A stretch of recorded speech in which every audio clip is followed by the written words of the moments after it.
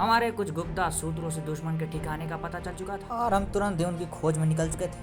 हमें खबर मिली थी कि कुछ लोग टूटी का पानी बोतल में भरकर 20 रुपए में बेच रहे थे। किसी भी मिशन से पहले एजेंट्स की खतरनाक ट्रेनिंग कराई जाती थी ताकि अगर कोई भी दिक्कत हो तो एजेंट सबसे पहले भाग सकें। परंतु जैसे ही मुझे पता चला कि इसके 5 रुपए देने होते हैं, मेरा 5 केजी वजन ही कम हो गया। हेडक्वार्टर से व्हाट्सएप मैसेज आते ही हम मिशन पे निकल चुके थे। वहीं रास्ते में कुछ लोग दिखे जो ठीक से चल नहीं पाते थे। शहर के बड़े से बड़े ट्रैफिक हवलदार भी इनका इलाज नहीं कर पाते थे। चील की निगाह होने के बावजूद भी हमारे एजेंट उल्लू की तरह सो जाते थे। हमारा सफर रेलगाड़ी से शुरू होने वाला था, इसलिए हम बस स्टैंड पे खड़े थे। अचानक ही ट्रेन रुक गई। चारों तरफ अंधेरा ही अंधेरा था।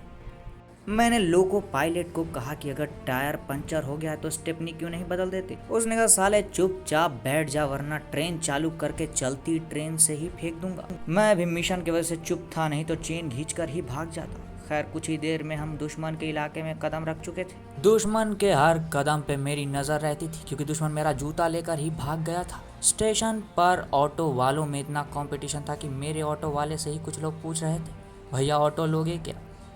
जैसे जैसे हम आगे बढ़ रहे थे दूर की चीजें पास आती जा रही थी। हमारा ऑटो ड्राइवर हवा की रफ्तार से ऑटो चला रहा था, बाकी ऑटो वाले तो यूं ही सड़क पे खड़े नजर आ रहे थे।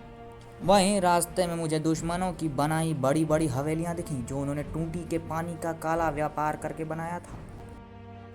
वो अपने बोतल पे ऐसी ब्रांडिंग करते थे कि लोगों को लगता था कि अगर ये नहीं पिया तो जिंदा ही नहीं बचेंगे। अचानक ही कुछ लोगों को मैंने रंगे बोतल पकड़ लिया।